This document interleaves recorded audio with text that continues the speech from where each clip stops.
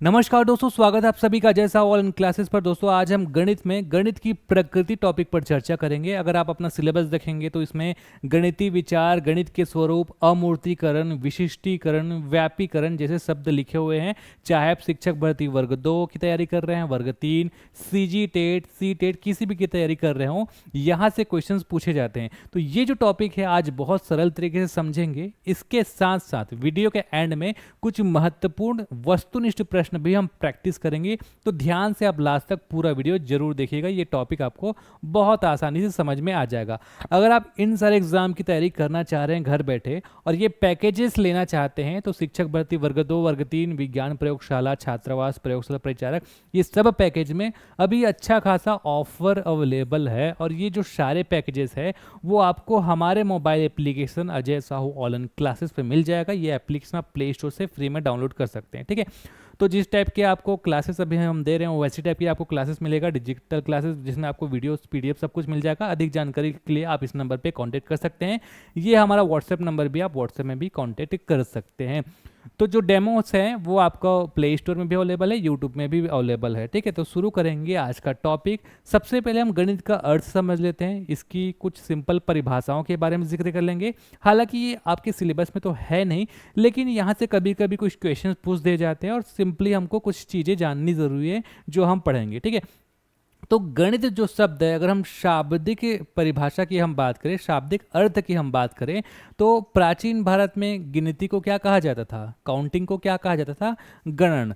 तो ऐसा माना जाता है कि इस गणन शब्द से ही गणित शब्द की उत्पत्ति हुई है ना। अब गणित का अर्थ क्या होता है, शाब्दिक अर्थ, वह शास्त्र जिसमें गणनाओं की प्रधानता हो, क्योंकि गणन से ही गणित शब्द का विकास हुआ था। तो ऐसा एक अर्थ बनाया गया, वह शास्त्र जिसमें गणनाओं की प्रधानता हो, इसको क्या कहा गया, गणित कहा गया। गणित में अगर आप देखेंगे तो क्या होते हैं, अंक होते हैं, 1 2 3 4, अक्षर ABCD आप देखेंगे, चिन्ह, प्लस माइनस, मल्टीप्लिकेशन, ये सब धन, गुणा, इसके साथ साथ बहुत प्रकार के चिन्ह देखते हैं ना। तो अक्षर, अंक, चिन्ह आदि संक्षिप्त संकेतों का वह विज्ञान जिसकी मदद से हम परिमाण मतलब 5 और 5 10 होता है, तो हमने निकाल लिया ये परिमाण। दिशा, नॉर्थ, ईस्ट, साउथ, वेस्ट, इस तरह से उत्तर, दक्षिण, पूर्व, पश्चिम, इस तरीके से आप दिशा भी निकाल सकते हैं। दिशा वाले क्वेश्चंस भी आपने बनाया होगा।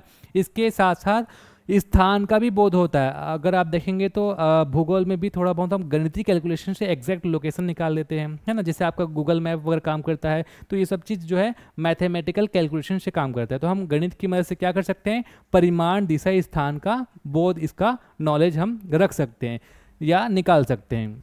यहाँ पर हम देखेंगे गणित विषय का आरंभ गिनती से हुआ था, ठीक है। काउंटिंग से गणित विषय का आरंभ हुआ। और यहाँ पर लिखा हुआ है कि संख्या पद्धति इसका एक विशेष क्षेत्र है जिसकी मदद से गणित की अन्य शाखाओं को विकसित किया गया। तो एक क्वेश्चन पूछा जाता है डायरेक्ट कि गणित की सबसे पुरानी शाखा का नाम बताइए, तो अंक गणित, ठीक है। अंक गणित के बाद अगर आप देखेंगे तो बीज गणित, ज्यामिति इत्यादि अलग अलग शाखाओं का विकास हुआ। तो गणित की शाखाओं के नाम भी आप याद रख सकते हैं, अंक गणित, है ना। तो सबसे पहले अंक गणित का ही विकास हुआ, ठीक है। 1 2 3 4 का विकास हुआ था, फिर जो है 0 का विकास हुआ, आपने पढ़ा होगा। उसके बाद बीज गणित का विकास हुआ, उसके बाद ज्यामिति का विकास हुआ। इस तरीके से ये गणित की प्रमुख शाखाएं हैं, ठीक है। तो अर्थ में बस इतना ही याद रखना है हमको। अब हम बात करें गणित की परिभाषाओं के बारे में। तो परिभाषा के संदर्भ में ज़्यादातर पूछा नहीं जाता, बस 1 2 परिभाषा हम देख लेते हैं। मार्शल H स्टोन ने क्या कहा है, गणित एक ऐसी अमूर्त व्यवस्था का अध्ययन है। अमूर्त मतलब जिसको हम प्रत्यक्ष तौर पे नहीं देख पाते, है ना। तो अमूर्त व्यवस्था का अध्ययन है जो कि अमूर्त तत्वों से मिलकर बनी है। इन तत्वों को मूर्त रूप में परिभाषित किया गया है ना।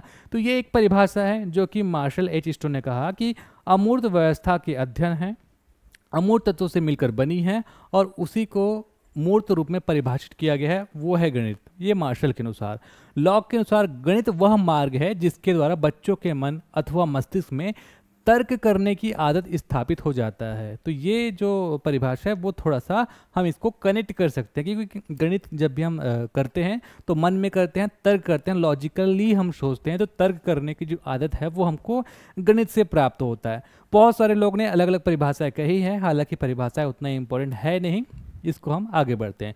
तो इतनी सारी परिभाषाओं को हम पढ़ें और गणित का अर्थ समझें तो एक हम निष्कर्ष निकाल सकते हैं और यहाँ से भी क्वेश्चंस पूछे जाते हैं, तो इसको आप ध्यान से सुनिएगा, है ना। तो गणित के बारे में हमने क्या क्या जाना कि गणित स्थान तथा संख्याओं का विज्ञान है। तो गणित की मदद से हम स्थान निकाल पाते हैं, है ना, तो गणित स्थान का विज्ञान हो गया। गणित की मदद से हम संख्याओं का योग, जो भी संख्या के बारे में कर सकते हैं ना, तो संख्याओं का ये भी विज्ञान हो गया। गणित गणनाओं का विज्ञान है, क्योंकि गणित से हम गणना करते हैं। गणित से जो चीज़ भी आप कर सकते हैं वो उसका विज्ञान हो गया, जैसे माप तौल, मात्रा, दिशा, है ना। गणित की मदद से आप जो कुछ भी बोध कर सकते हो उसको क्या कह दिया जाता है, इस तरीके से कह दिया जाता है कि वो उसका विज्ञान है। तो आपको क्वेश्चन पूछा जा सकता है कि बताइए गणित निम्न में से किस चीज़ का विज्ञान है। ऑप्शन में दे दिया जाएगा मापन, परिमाण और दिशा, और एक में रहेगा उपरोक्त सभी। इस तरीके से 4 ऑप्शन रहेंगे, तो आप उपरोक्त सभी लगा कर आएंगे, है ना। गणित विज्ञान की क्रमबद्ध, संगठित तथा यथार्थ शाखा है। क्रमबद्ध का मतलब ये है कि गणित अगर आप बनाएंगे तो उसमें क्रमबद्धता होती है, एक सीक्वेंस होता है। आपने बोर्ड मास ही पढ़ा होगा, जब हम कुछ कैलकुलेशन करते हैं तो एक क्रम में करते हैं, है ना। पहले भाग को हम सॉल्व करते हैं, फिर गुना करते हैं, ऐसे एक क्रमबद्ध तरीके से हम गणित बनाते हैं। तो गणित में क्रमबद्धता होती है, ठीक है। यथार्थ मतलब गणित में जो परिमाण निकलते हैं वो यथार्थ होते हैं, स्पष्ट होते हैं, शुद्ध होते हैं। इसमें मात्रात्मक तथ्यों और संबंधों का अध्ययन किया जाता है। यह विज्ञान का अमूर्त रूप है। अमूर्त रूप मतलब जिसको हम देख नहीं पाते, प्रत्यक्ष रूप से देख नहीं पाते, मन में सोचते हैं, अनुमान लगाते हैं, कैलकुलेशन करते हैं, तो विज्ञान का इसको अमूर्त रूप कहते हैं। तार्किक, गणित में क्या है, गणित तो एक पूरी तरीके से तार्किक विषय है, तर्क पर चलता है, इसलिए इसको तार्किक विचारों को विज्ञान कहा जाता है। गणित के अध्ययन से मस्तिष्क में तर्क करने की आदत स्थापित हो जाती है। यह आगमनात्मक और निगमनात्मक विज्ञान है। ये आगमनात्मक और निगमनात्मक क्या है, इसको मैंने बाल विकास में बहुत डिटेल से पढ़ाया है। इसके साथ साथ थोड़ा सा आगे और मैं आपको बता दूंगा, ठीक है। आगमनात्मक तरीके से क्या होता है, देखिए आगमनात्मक तरीके से आप किसी सिद्धांत को बनाते हैं, या फिर जो आपके पास ज्ञात चीज़ें हैं उसको और अलग अलग तरीके से सिद्ध करते हो। जबकि निगमनात्मक तरीके से अगर आप तर्क करते हैं तो निष्कर्ष निकालते हैं, है ना। इसको हम आगे और देख लेंगे। गणित वह विज्ञान है जिसमें आवश्यक निष्कर्ष निकाले जाते हैं। तो ये गणित के संदर्भ में कुछ महत्वपूर्ण बातें हो गई।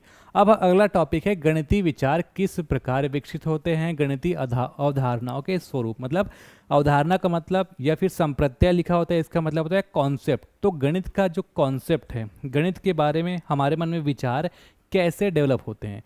तो गणितीय अवधारणाओं के जो स्वरूप के पहलू हैं वो टोटल 3 हैं। कि आप तीनों नाम आप ध्यान रख लीजिए। पहला है मूर्त से अमूर्त की ओर, इसको मैं पहले नाम याद रखिए, डिटेलिंग हम समझेंगे, ठीक है। तो पहला है मूर्त से अमूर्त की ओर, दूसरा है विशिष्ट से व्यापक की ओर, और तीसरा है आपका सोपान क्रमिक संरचना, इसको हम क्रमबद्धता भी कहते हैं, ठीक है। तो गणित का जो कॉन्सेप्ट है, गणित की जो अवधारणा है वो कैसे क्लियर होता है, इसके 3 जो है स्वरूप हैं। ये तीनों स्वरूप के बारे में हम आगे पढ़ेंगे। ये जो गणित के संप्रदाय का विकास क्रम है इसको मैं बस थोड़ी देर में आपको क्लियर करूंगा। पहले मूर्त से अमूर्त की ओर को हम समझते हैं, ठीक है। तो क्या है मूर्त से अमूर्त तक? गणित के अवधारणाओं को समझने का एक पहला पहलू, सबसे पहला मूर्त से अमूर्त तक। क्या होता है मूर्त से अमूर्त तक? मूर्त मतलब वो चीज़ें जिसको हम प्रत्यक्ष तौर पे देख पाते हैं। अमूर्त चीज़ें वो होती है जिसको हम प्रत्यक्ष तौर पे नहीं देख पाते, जिसको हम दिमाग में सॉल्व करते हैं, दिमाग में रखते हैं, मस्तिष्क में बसाते हैं, ठीक है। तो यहाँ पर हम इसको थोड़ा सा पढ़ते हैं फिर समझेंगे। जैसे कि अगर आप देखेंगे तो सभी ज्ञान की तरह गणित भी हमारे ठोस अनुभवों से विकसित होता है ना। अगर हम अपने दिमाग में कोई चीज़ डेवलप करते हैं, है ना, किसी चीज़ का कॉन्सेप्ट हम अपने माइंड में लाते हैं तो पहले देख कर ही लाते हैं, मूर्त चीज़ों से वो आती है। तो यहाँ पे आप देखिए, अगर आपने एक बॉल को देखा, ठीक है, एक संतरे को देखा, ये सब ठोस चीज़ें हैं, मूर्त चीज़ें जिसको हम प्रत्यक्ष तौर पे देख सकते हैं। आपने एक तरबूज को देखा, लड्डू को देखा, तो ये सब क्या है? ये सब जो है वो गोल है, ठीक। तो मूर्त चीज़ों को देखकर आपके मन में क्या हो जाएगा? गोलाई के बारे में एक कॉन्सेप्ट बैठ जाएगा, संप्रत्यय बैठ जाएगा। अब आप क्या करेंगे? ये जो चीज़ें जो है, जैसे कि अगर आपको बोला जाएगा कि आप को सीधे बोल जाएगा कि गोल कैसा दिखता है ना, गोल गोल जो स्ट्रक्चर है वो कैसे होता है, तो आपने सीखा बॉल को देख के, संतरे को देख के, तरबूज को देख के, लड्डू को देख के, मूड चीज़ों को देखकर सीखा है ना। लेकिन जब आपको पूछा जाएगा कि गोल कैसे होता है, तो आप अपने मस्तिष्क में सीधे गोल का जो संरचना है उसको डेवलप कर चुके होंगे इन सारी चीज़ को देखकर कि गोल कैसे होता है। अब आपको जब कोई पूछेगा कि गोल दिखता कैसे है, तो आप अपने अमूर्त दिमाग में आप उसको बैठा चुके होंगे कि गोल का जो स्ट्रक्चर है कुछ इस प्रकार रहता है। आप ये नहीं सोचेंगे बॉल के बारे में, संतरे के बारे में, तरबूज के बारे में, है ना। आपने क्या किया, मूर्त चीज़ों को देखकर अमूर्त गोलाई का जो शेप है अपने दिमाग में बैठा लिया, अमूर्तीकरण कर लिया। इसी को कहा जाता है मूर्त से अमूर्त। एक बार और मैं आपको रिपीट करता हूँ, मूर्त से अमूर्त मतलब पहले हमने क्या किया, प्रत्यक्ष रूप से कोई सॉलिड चीज़ जिसको हम प्रत्यक्ष तौर पे देख सकते हैं, मूर्त है ना, उसको देखा और उसके स्ट्रक्चर या फिर जो भी कॉन्सेप्ट है उसको अपने दिमाग में बैठा लिया। अब दिमाग में ऐसा बैठा है कि अगर उस चीज़ के बारे में कोई पूछेगा तो हम उसको दिमाग में बैठा कर उसी चीज़ को याद करते हैं। जैसे गोला के बारे में पूछेगा, आप डायरेक्टली गोले के शेप को अपने दिमाग में बैठा लोगे कि इस तरीके से होता है। आप ये नहीं सोचेंगे कि मैंने बाल को देखा तो गोला कोई बोलेगा तो मैं बाल ही सोचूंगा। ठीक, क्लियर हुआ। अब यहाँ पर हम आगे पॉइंट्स पढ़ते हैं। प्रत्येक गणितीय अवधारणा से अन्य गणितीय अवधारणाएं भी जनित होती है। जैसे कि अगर आपने गोलाई के बारे में अवधारणा क्लियर किया, तो गणित के इसके अन्य अवधारणा, जैसे कि त्रिज्या को कैसे निकाला जाएगा, आर, रेडियस, इसका केंद्र क्या है, तो एक अवधारणा से अन्य अवधारणाएं जो है बनती जाती हैं। ठीक है, संबंधित अवधारणाओं के बीच जो है पूरी तरह से अमूर्त और औपचारिक संबंध के बारे में भी हम सोच सकते हैं। देखिए, बहुत सारे जो अवधारणा है उसमें आपस में संबंध भी होते हैं। जैसे अगर आपको गोले के आयतन के बारे में पूछा जाए, तो गोले का आयतन का फॉर्मूला होता है 4/3 पाई आर क्यूब। ठीक है, तो ये जो है किसी भी, कितना भी बड़ा गोला हो, कितना भी छोटा गोला हो, किसी भी आकार का हो, सबके लिए ये आयतन सेम होगा। जैसे जैसे उसका त्रिज्या जो है, आर का मतलब त्रिज्या है, तो त्रिज्या चेंज होगा तो उसका आयतन चेंज हो जाएगा। तो इस तरीके से आयतन और त्रिज्या में एक संबंध स्थापित हो गया। ठीक है, तो बहुत कुछ देखिए, इतना डिटेल नहीं आता जितना मैं आपको बता रहा हूँ। मैं बस आपको क्लियर कर रहा हूँ ये सारी चीज़ें। अगर एग्ज़ाम टफ आ गया तो कम से कम आप उसको बना पाएँ। ठीक है, एक बार और रिपीट कर लेते हैं। मूर्त से अमूर्त क्या है, मूर्त चीज़ों को देखते हैं और देख कर हम क्या करते हैं, इन सब में कॉमन क्या है, मूर्त चीज़ों में देखा हमने गोल है तो गोल कैसा होता है अपने अमूर्त दिमाग में बैठा लिया और उसका अवधारणा डेवलप हो गया। ठीक है, यहाँ पे लिखा होता है गणित के संप्रत्यय का विकास, मतलब गणित का जो कॉन्सेप्ट है, अवधारणा का विकास का जो क्रम है इसी तरीके से होता है। मूर्त से अमूर्त वाला मैंने जो आपको बताया था, प्रत्यक्षीकरण का मतलब होता है डायरेक्ट देखना, जैसे कि आपने बॉल को देखा। अमूर्तीकरण, अमूर्तीकरण का क्या मतलब है कि जैसे बॉल का शेप गोल है तो आपने अपने मस्तिष्क में गोलाई का जो शेप है वो बैठा लिया। और सामान्यीकरण, सामान्यीकरण का क्या मतलब होता है कि आपने अपने दिमाग में वो चीज़ स्थापित कर लिया।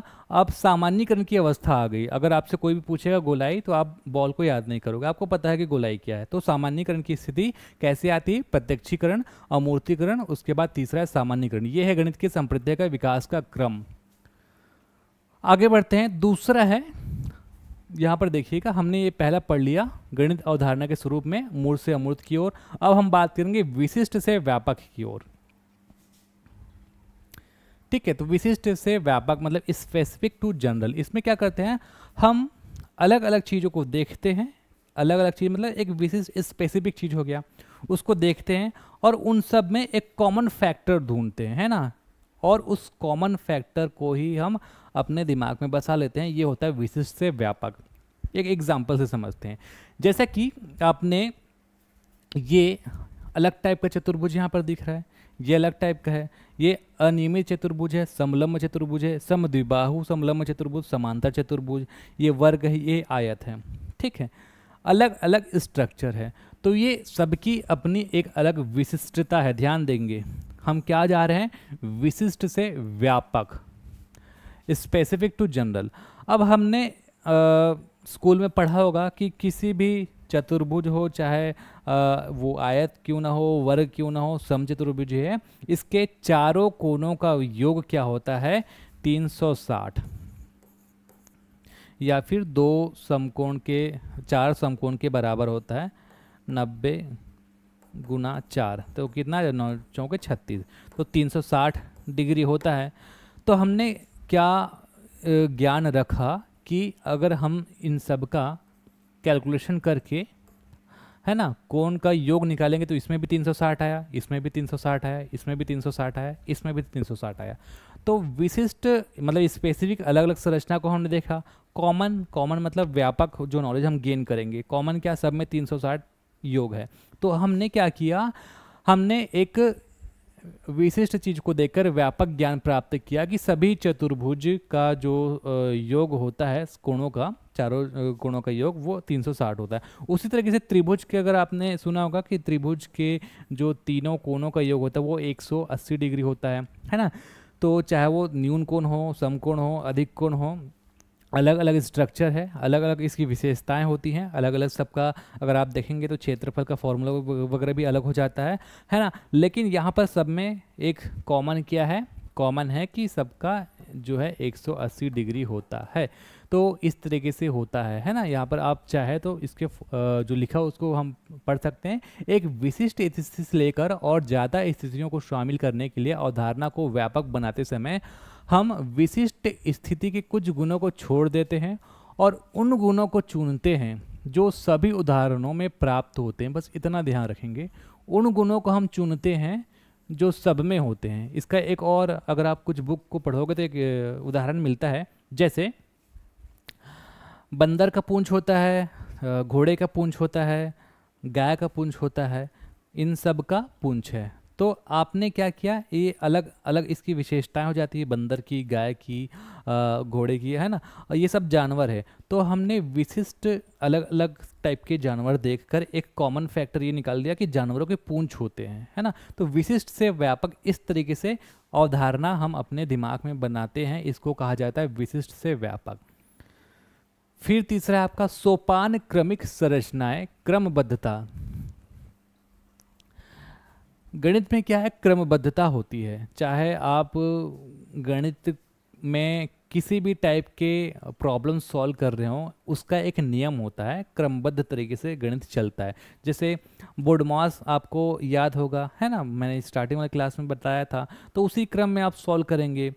इसके साथ साथ अगर आपको कोई मूर्त वस्तुओं को गिनने के लिए बोले तो प्राकृत संख्याओं के समुच्चय के हिसाब से अगर आप गिनेंगे तो प्राकृत संख्या कैसे चालू होती है, 1 2 3 4, ठीक है। अगर आप इसमें शून्य को शामिल करेंगे तो पूर्ण संख्याओं का समुच्चय, पूर्ण संख्या 0 से चालू होता है, 0 1 2 3 4। अगर आप नेगेटिव संख्या को लेंगे, जैसे -3 से लेंगे तो -3 -2 -1 0 फिर 1 2 3, है ना। तो होता क्या है, यहाँ पर एक क्रम से चल रहा है चीज़ें। तो गणित में क्या होती है, क्रमबद्धता होती है। तो ये गणित का तीसरा अवधारणा हो गया। तो इस तरीके से 3 चीज़ों को आप ध्यान में रखेंगे। अब आता है मेन टॉपिक आपका, गणित की प्रकृति। यहाँ से क्वेश्चन ज़्यादा पूछ दिया जाता है। तो गणित की प्रकृति में हम समझेंगे, यहाँ पर जो मैंने हाईलाइट किया हुआ है इसको आप याद रखेंगे, इसके अंदर कुछ डिटेलिंग है उसको मैं आपको समझाऊंगा, ठीक है। तो गणित की प्रकृति में पहला हो गया तार्किकता। गणित जो है पूरी तरीके से तार्किक विज्ञान पर आधारित है। आप तर्कों से काम लेते हैं, आप कल्पना नहीं करते हैं, तर्क करके गणित बनाते हैं, है ना। ऐसा नहीं है कि आप कुछ भी कल्पना करके अपने हिसाब से आंसर निकाल दिए और आपका गणित जो है वो बन गया, है ना। तर्क से काम चलता है। तो गणित का जो ज्ञान है वो तार्किक मतलब लॉजिकल तथा अधिक स्पष्ट मतलब क्लियर होता है, शुद्ध होता है, जिससे उसे एक बार ग्रहण करके आसानी से भुलाया नहीं जा सकता। 2 + 2 = 4 होता है। आप इसको क्या अपने अमूर्त दिमाग में सोचेंगे, है ना, और तर्क लगाएंगे। आपको तो ये बच्चों का खेल हो गया होगा आपके लिए ये चीज़। तो जब आपको ये चीज़ नहीं आता, जब आप बच्चे थे तो ये चीज़ आपको क्या लगता था, कठिन लगता था, है ना। अब आप क्या किए, इसका प्रैक्टिस होते गया, आप तर्क शक्ति आपकी बढ़ गई तो ये चीज़ आसान हो गया। तो गणित तर्क पर चलता है। तो पहला हो गया आपका तार्किकता, पहला क्वालिटी गणित की प्रकृति में, है ना। दूसरा है यथार्थता, जिसका मतलब होता है एग्जैक्ट, और क्रमबद्धता सिस्टमैटिक। क्रमबद्धता हमने पढ़ लिया अभी जस्ट पहले। यथार्थता मतलब एग्जैक्ट, गणित का जो वैल्यू आएगा वो एग्जैक्ट जो वैल्यू आना चाहिए वही आएगा। ऐसा नहीं है कि आप सॉल्व कर लिए अलग आ गया, मैं सॉल्व कर लिया अलग आ गया, है ना। यथार्था होता है, एग्जैक्ट वैल्यू होता है। अगर आप 3/2 की वैल्यू निकालेंगे तो 1.5 ये एग्जैक्ट आंसर होगा। तो यथार्था होता है। अविवादास्पद, गणित में कोई विवाद नहीं होता, इसके विभिन्न नियमों, सिद्धांतों, सूत्र आदि में संदेह की संभावना नहीं होती। बाकी विषयों में ऐसा है कि आप इतिहास के विषय में अगर आप बोलेंगे तो फलां व्यक्ति ने कुछ और कहा है, इसने कुछ और कहा है, ऐसा हो सकता है। लेकिन गणित में विवाद की स्थिति, संदेह की स्थिति नहीं होती। गणित अविवादास्पद होता है ना। अमूर्त विज्ञान, इसे आप छू नहीं सकते। जो भी आप कैलकुलेशन कर रहे हैं वो आप अपने दिमाग में कर रहे हैं, देख नहीं सकते, छू नहीं सकते, अमूर्त विज्ञान होता है ना। अमूर्त संप्रत्यों का मूर्त रूप में व्याख्या, इसको आप समझिए। गणित में अमूर्त प्रत्ययों को मूर्त रूप में परिवर्तित किया जाता है, साथ ही उसकी व्याख्या की जाती है। अमूर्त प्रत्ययों, इसको आप समझिए, जैसे कि 2 + 2 4, ये अमूर्त हो गया है ना। अब इसको मूर्त रूप में व्याख्या आप कैसे करेंगे? आप 4 डंडे ले लेंगे और आप उसको देख कर देखिए, 1 2 3 4 ऐसे करके अमूर्त संप्रत्ययों को मूर्त रूप में परिवर्तित करके उसकी व्याख्या कर सकते हैं। अगला है सार्वभौमिकता। सार्वभौमिकता का मतलब है कि गणित के जो नियम है, सिद्धांत है, सूत्र है, वो हर जगह समान है। सार्वभौमिक, यूनिवर्सल।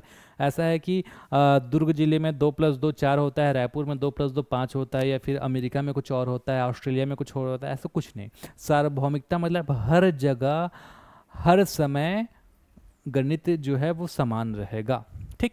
विशिष्ट भाषा होती है गणित की अपनी। गणित की अपनी क्या होती है? विशिष्ट भाषा होती है। तो ये चीज़ आप याद रख सकते हैं। अगर आप देखेंगे तो विशिष्ट सूत्र होता है, सिद्धांत होते हैं, स्पेशल साइन वगैरह होते हैं। तो आपने देखा होगा ना गणित में sine alpha, A B C X Y Z, इसके अलावा प्लस, माइनस, गुना, भाग, बहुत सारे साइन होते हैं, ब्रैकेट्स अलग अलग टाइप के होते हैं। तो गणित की अपनी विशिष्ट भाषा होती है, सिद्धांत होते हैं, संकेत होते हैं। सामंजस्यता, गणित ऐसा विषय है जो बाकी विषयों के साथ भी सामंजस्य स्थापित करता है। जैसे अगर आप भूगोल भी पढ़ेंगे, अगर आप फिजिक्स पढ़ेंगे, भौतिकी, अगर आप केमिस्ट्री पढ़ेंगे, तो वहाँ भी गणित के कुछ नियमों का आप उपयोग करते हैं, वहाँ गणित जो है सामंजस्यता बैठाता है। तो गणित में एक ऐसा खूबी है कि बाकी विषयों के साथ भी सामंजस्यता बैठा लेता है वो। गणित संख्या, दिशा, मापन का विज्ञान है। इसको हमने परिभाषा में भी पढ़ लिया था। तो गणित के माध्यम से जिस चीज़ का बोध होता है आप उसको गणित का विज्ञान समझते हैं। तो गणित के माध्यम से संख्याओं का, दिशाओं का, मात्रा का, मापन का इत्यादि का बोध होता है। इस तरीके से आप याद रख सकते हैं कि गणित जो है इन सब का विज्ञान है। गणित के ज्ञान का आधार हमारी ज्ञानेंद्रियां, सेंसेस हैं। इसके ज्ञान का आधार निश्चित होता है जिससे उस पर विश्वास किया जा सकता है। ठीक है। तो गणित अनुभवों, तर्कों और प्रैक्टिकल वर्क करके पूरी तरीके से बनाया कैसे गया है? ज्ञानेंद्रियों के आधार पर। ज्ञानेंद्रिय मतलब जैसे कि हमारी ज्ञानेंद्रिय आँख है ना, जैसे हम देख सकते हैं, हम बोल पा रहे हैं, सूंघ पा रहे हैं। तो ये जो ज्ञानेंद्रिय हैं ये जो है गणित के ज्ञान का आधार है। ऐसा नहीं कि गणित को कहानी की तरह कोई लिख दिया है, प्रॉपर उस पर एनालिसिस करके बनाया गया है। तो गणित का आधार हमारी ज्ञानेंद्रिय है। गणित के संबंध एवं निष्कर्ष निकालने के लिए गणित जो है वो संबंध और निष्कर्ष निकालने के लिए उपयोगी है। तो गणित में अगर आप देखेंगे तो फाइनल रिजल्ट आता है जिसको हम आंसर कहते हैं या निष्कर्ष भी कह सकते हैं। इसके अध्ययन से प्रत्येक ज्ञान तथा सूचना स्पष्ट होती तथा उसका एक संभावित उत्तर निश्चित होता है। तो गणित के माध्यम से हम सीधे सीधे उत्तर जो निकालते हैं जिसको हम निष्कर्ष कह सकते हैं या संबंध स्थापित कर सकते हैं। तो गणित के एक और खूबी है, गणित के अध्ययन से आगमन और निगमन तथा सामान्यीकरण की योग्यता विकसित होती है। इसको आप समझ गए होंगे, है ना। गणित विज्ञान का सिंह द्वार है। ये कभी कभी पूछ दिया जाता है कि गणित जो है विज्ञान का क्या चीज़ है? तो विज्ञान का सिंह द्वार है। गणित के ज्ञान का उपयोग विज्ञान की अलग अलग शाखाओं, अलग अलग विषयों जैसे भौतिक विज्ञान, रसायन विज्ञान, जीव विज्ञान, इन सब में गणित के जो ज्ञान है उसका उपयोग किया जाता है, इसलिए गणित को विज्ञान का सिंह द्वार कहा जाता है। ये जो क्वेश्चन है ये पूछा जा सकता है, महत्वपूर्ण है। ठीक है, अगला है वैज्ञानिक दृष्टिकोण। जो भी बच्चा गणित के बारे में समझता है, गणित को सोचता है, गणित के नॉलेज अच्छा रखता है, उसमें क्या होता है, वैज्ञानिक दृष्टिकोण डेवलप हो जाता है। सर्पिला का प्रवृत्ति होती है गणित की। सर्पिला का मतलब देखिए, ये हो गया सर्पिलाकार, है ना, कुछ इस तरीके से। तो गणित को अगर आपको समझना है तो निचला संप्रत्यय है ना, जो नीचे का संप्रत्यय है और ऊपर का संप्रत्यय, संप्रत्यय मतलब कॉन्सेप्ट। ठीक है, बेसिक कॉन्सेप्ट को आप समझते जाएंगे, नीचे के संप्रत्यय को समझते जाएंगे, तब आपको ऊपर का संप्रत्यय समझ में आएगा, है ना।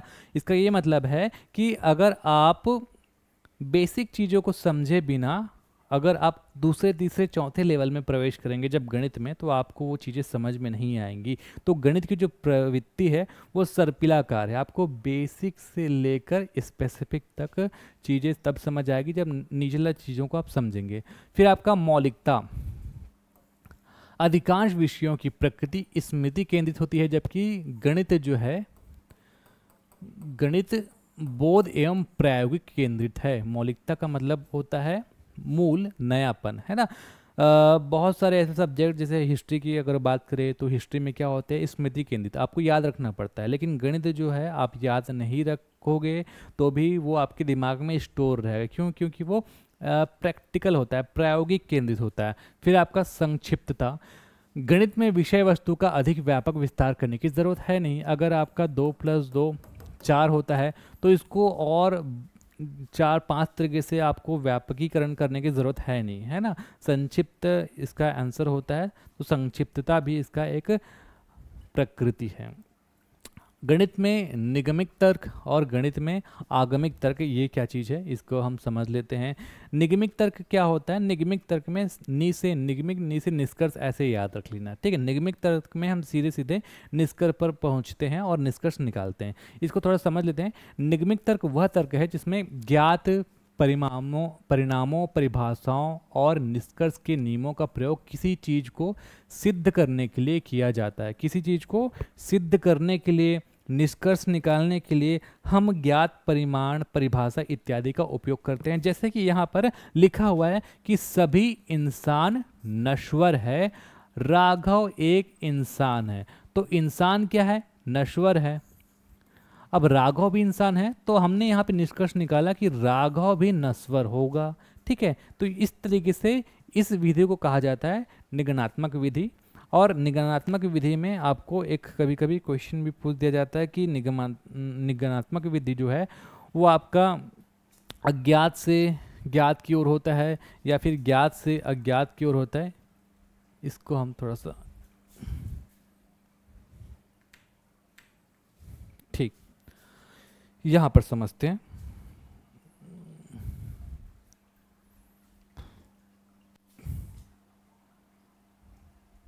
चलिए, ठीक है। तो जो निगमन विधि है अज्ञात से ज्ञात की ओर, हमको ये ज्ञात नहीं था कि राघव नश्वर है, हमने इन नॉलेज के हिसाब से एक ज्ञान प्राप्त कर लिया। तो क्वेश्चन पूछ दिया जाता है कि जो निगमन विधि है वो अज्ञात से ज्ञात की ओर जाता है या फिर ज्ञात से अज्ञात की ओर चलता है। तो आप इसको भी ध्यान में रख सकते हैं, ठीक है। यहाँ पर मैंने लिखा हुआ है,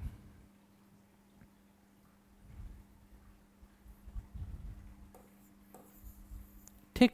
सिंपल है। क्या याद रखेंगे? निगमन में नी से निगमन, नी से निष्कर्ष, निष्कर्ष निकालते हैं हम और किसी चीज़ को सिद्ध करने के लिए उसका उपयोग करते हैं, जो निगमन विधि हो गया। फिर आपका आगमनिक तर्क। ये क्या तर्क है या फिर ये किस टाइप का विधि है? आगमन प्रक्रिया में विशिष्ट घटनाओं के सामान्य नियम प्राप्त किए जाते हैं। गणित को इस प्रकार के तर्क की इस्तेमाल की जरूरत होती है जो किसी कथन को सभी स्थितियों में सिद्ध करें, इसलिए वे एक विशेष प्रकार का आगमिक तर्क प्रयोग करते हैं। इसे गणितीय आगमन कहते हैं। क्या है आगमिक तर्क? इसमें हमने निष्कर्ष निकाला और इसमें क्या होता है, हमको पहले से चीज़ें ज्ञात होती है और हम उसको बाद में सिद्ध करते हैं। जैसे कि त्रिभुज के तीनों कोणों का योग 180, उसको सिद्ध करिए, तो आप आगमिक तर्क के हिसाब से उसको बताएंगे। तो विशिष्ट घटनाओं से सामान्य नियम प्राप्त किए जाते हैं। ये हो गया आपका आगमिक तर्क। इसको मैंने और बहुत डिटेल से भी बताया था, ठीक है। तो क्या याद रखेंगे? आगमिक तर्क से हम अलग अलग तरीके से चीज़ों को सिद्ध करते हैं।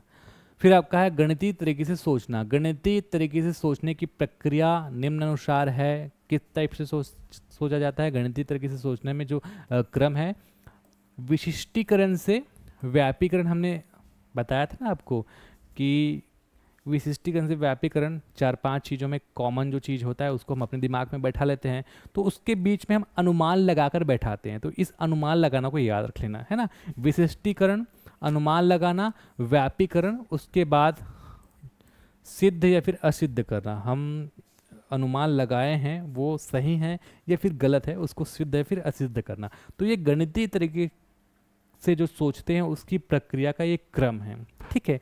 प्रश्नों को हल करने का प्रयास से आपको क्या क्षमता में वृद्धि होती है? गणितीय प्रश्नों को हल करने से किसी व्यक्ति के निम्नलिखित क्षमताएं बढ़ जाती है। सुनिश्चित रूप से सोचने की क्षमता, स्पष्ट तरह से व्यक्त करने की क्षमता, तार्किक और क्रमबद्ध तरीके से सोचने की क्षमता, पैटर्नों और संबंधों को तलाश करने की क्षमता। ये इतना पूछा नहीं जाएगा, ये तो आपको ऐसे ही पता चल जाएगा कि गणित जब आप बनाते हैं तो आपकी तर्क करने की क्षमता, सोचने समझने की क्षमता है ना, क्रमबद्ध तरीके से सोचने की क्षमता, ये सब विकसित हो जाती है। तो ये सब चीज़ तो लिखा हुआ है। अब हम आते हैं क्वेश्चंस में, है ना। क्वेश्चन अगर आप प्रैक्टिस करेंगे तो आपको चीज़ें आसानी से समझ में आ जाएगी, रिपीट भी हो जाएगा। पहला क्वेश्चन है, अमूर्तता, विशिष्टीकरण एवं व्यापीकरण किस विषय की समझ बढ़ाने के लिए उपयोग किया जाता है? तो हिंदी, विज्ञान, सामाजिक विज्ञान और आपका ऑप्शन है गणित। तो गणित में अमूर्तता, विशिष्टीकरण, व्यापीकरण ये सब चीज़ हमने समझा था, तो आपका आंसर आ जाएगा यहाँ पर गणित। निम्न में से गणित की प्रकृति है, यह अलंकारिक है, यह तार्किक है, यह कठिन है, यह सामान्य लोगों के लिए नहीं है। अलंकारिक का मतलब होता है, अलंकार का अर्थ होता है आभूषण, आभूषण मतलब किसी की विशेषता बढ़ाने के लिए जब उपयोग किया जाता है। तो गणित में ऐसा कोई काम है नहीं कि गणित में कोई चीज़ हम ऐसा लगा रहे हैं कि किसी चीज़ का विशेषता बढ़ गया, ये सब हिंदी वगैरह में होता है। तो गणित तर्क से चलता है, लॉजिकल सब्जेक्ट है, यह तार्किक है। आंसर आ जाएगा 2। अगला है, गणित की सर्वप्रथम विकसित शाखा। हमने पढ़ लिया था स्टार्टिंग में, है ना, कि अंक गणित सबसे पहले बना। तो इसी क्रम में याद रख लेना, गणित की विकसित शाखा अंक गणित, बीज गणित, सांख्यिकी, ज्यामिति। तो अंक गणित इसका आंसर आ जाएगा।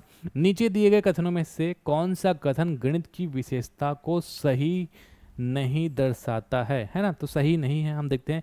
गणित विचारों का तार्किक विज्ञान है, सही है। तर्क से हम काम लेते हैं गणित में। गणित मनुष्य के मस्तिष्क में तर्क करने की आदत बनाने का मार्ग है, ये ऑप्शन भी सही है। गणित अमूर्त विज्ञान ही है, ये देख लेते हैं। उसके बाद अगला है, गणित को संख्या एवं स्थान के विज्ञान के रूप में भी परिभाषित किया जाता है। तो गणित से जिस चीज़ का बोध होता है उसका हम विज्ञान कह देते हैं, ये तो मैंने आपको बताया था। गणित, अब इन सारे ऑप्शन को देखते हुए यहाँ पर आप फोकस करिए। गणित अमूर्त विज्ञान तो है, लेकिन यहाँ पर क्या लिखा हुआ है? गणित अमूर्त विज्ञान ही है। तो ऐसा नहीं है कि गणित सिर्फ अमूर्त विज्ञान ही है ना। तो ये ऑप्शन जो है ये आपका गलत है। और इसमें क्या कहा गया है कि ये जो क्या सही नहीं, मतलब ये ऑप्शन सही नहीं, तो आंसर इसका यही आएगा, ये गणित के हिसाब से सही नहीं है। अगला है, गणित विज्ञान है, किस चीज़ का विज्ञान है? गणित स्थान का भी विज्ञान है, संख्या का विज्ञान है, गणना का विज्ञान। जिससे हम गणित से जिस चीज़ का हम बोध करते हैं, कि जिस चीज़ को समझते हैं उसका विज्ञान गणित हो जाता है। तो उपरोक्त तो सभी इसका आंसर हो जाएगा। निम्न में से किसमें गणित का प्रयोग स्पष्ट रूप से नहीं होता है? तो गणित का प्रयोग इनमें से किस में नहीं हो रहा है? ब्याज लेना देना, अगर ब्याज लेना है किसी से, आपको देना है, कैलकुलेशन अपने दिमाग में तो लगाएंगे, गणित का प्रयोग तो यहाँ पे होगा ही। सब्जी खरीद कर उसके बदले में रुपए देना, यहाँ पर भी आप क्या है, जोड़ भाग करेंगे। तार पर सूखे कपड़ों को गिनना, अगर आप गिन रहे हैं तो आप काउंटिंग कर रहे हैं, तो इन सब में तो गणित का प्रयोग होगा। कार चलाते आप कुछ गणित के बारे में क्या सोचोगे? नहीं सोचोगे। तो ऑप्शन नंबर ए सही जवाब आ जाएगा। अगला है, गणित की प्रकृति सदैव होती है विवादास्पद। गणित में कोई विवाद या संदेह तो होता ही नहीं, है ना। तो ये तो ऐसे ही नहीं आएगा।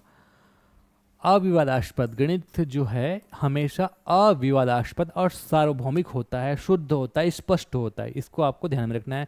गणित के संप्रत्यय विकास के लिए निम्न में से कौन सा क्रम उपयुक्त है? गणित के जो कॉन्सेप्ट है उसके डेवलपमेंट में कौन सा ये जो क्रम है उसको आपको चुनना है। ठीक है, तो इसको भी तो हमने पढ़ लिया था। सबसे पहले प्रत्यक्ष तौर पे देखना जरूरी, प्रत्यक्षीकरण। अब जब आप बॉल वाले एग्जाम्पल याद करेंगे, प्रत्यक्षीकरण है ना, फिर आपने क्या किया, ये गोल है करके अपने दिमाग में गोलाई का शेप बैठा है, इसको कहा जाता है अमूर्तीकरण।